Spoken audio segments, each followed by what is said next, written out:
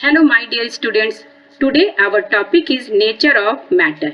In this today we will know about basis of classification of materials, types of materials, what is matter and constitution of matter.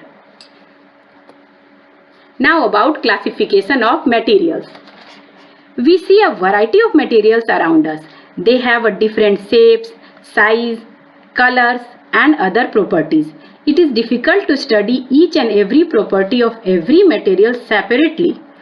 To make the study of materials and their properties easier, we classify them into groups on the basis of their color, size and occurrence. On the basis of occurrence, materials are grouped into two types. First, natural materials. The materials which occur naturally are called natural materials. Examples are air, water, milk and so on. Second one, man-made materials or synthetic materials. The materials which are prepared by man are called man-made or synthetic materials. Examples are glass tumbler, steel plate, plastic bucket, etc. A group of materials having similar properties is known as classification. Next one is matter. Now what is matter? All the things that we see around us are made up of matter. Matter is something which has mass and which occupies space. All matter can be classified into three groups, and these groups are solid, liquid and gas. Example of solid: wood, rock, bricks. These are the example of solid materials. Liquid: water, blood, milk. These are the examples of liquid. And gas: water vapor, carbon dioxide. These are some examples of gas. Here you can see water can be in all the three states of matter. Ice is the solid form of water. Water is in liquid form and water vapor is the gaseous state of water. Now about constitution of matter. All matter is made up of very small particles.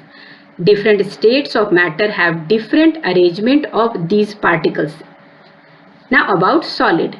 In solids, the particles are very tightly packed with each other and cannot move.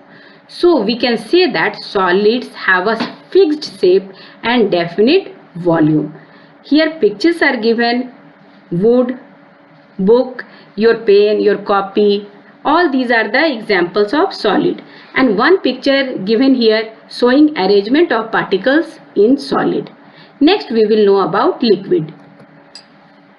In liquids, the particles are less tightly packed and can move a little.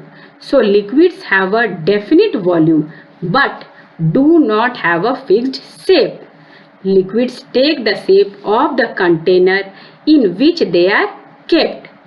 One picture is given here showing a liter of water in different containers. In next picture we can see the arrangement of particles of liquid. Now we will know about gas.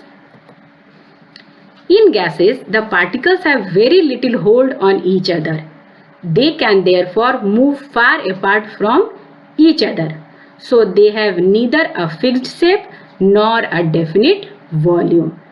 Some pictures are given here showing that they do not have fixed shape or definite volume, and also showing arrangement of particles of gas. Now what we have learned. Solid.